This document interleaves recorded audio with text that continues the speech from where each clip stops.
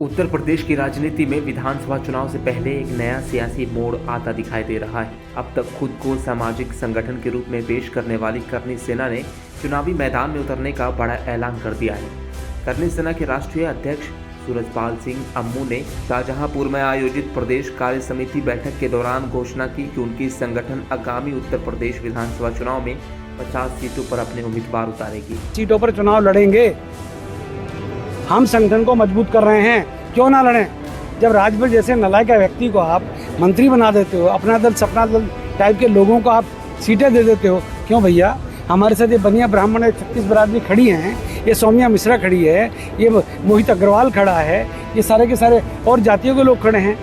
क्यों हम लोग चुनाव नहीं लड़ सकते क्या। शाहजहांपुर पहुंचे अम्मू ने साफ शब्दों में कहा कि करनी सेना किसी भी राजनीतिक दल की गुलाम नहीं है। उन्होंने कहा कि संगठन योगी आदित्यनाथ का सम्मान करता है, लेकिन इसका मतलब ये नहीं कि वह किसी पार्टी के पीछे खड़ा रहेगा।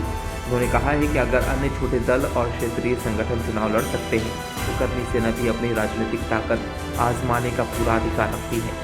अपने संबोधन के दौरान अम्मू ने भारतीय जनता पार्टी पर भी निशाना साधा है। उन्होंने कहा कि जब विभिन्न छोटे दलों और नेताओं को चुनावी साझेदारी में जगह दी जा सकती है तो करनी सेना को राजनीति में आने से कोई नहीं रोक सकता। करनी सेना प्रमुख ने इस दौरान कुछ प्रमुख मांगे भी उठाई। उन्होंने गाय को राष्ट्रमाता घोषित करने की मांग दोहराई और उत्तर प्रदेश में समान नागरिक संहिता यानी यूसीसी लागू करने की वकालत की।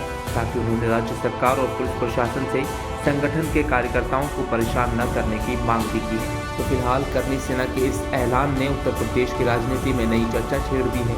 अब ये देखना दिलचस्प होगा कि संगठन अपने उम्मीदवार किन सीटों पर उतारता है और चुनावी मैदान में उसका प्रभाव कितना दिखाई देता है। ब्यूरो रिपोर्ट, डायनामाइट न्यूज़, नई दिल्ली।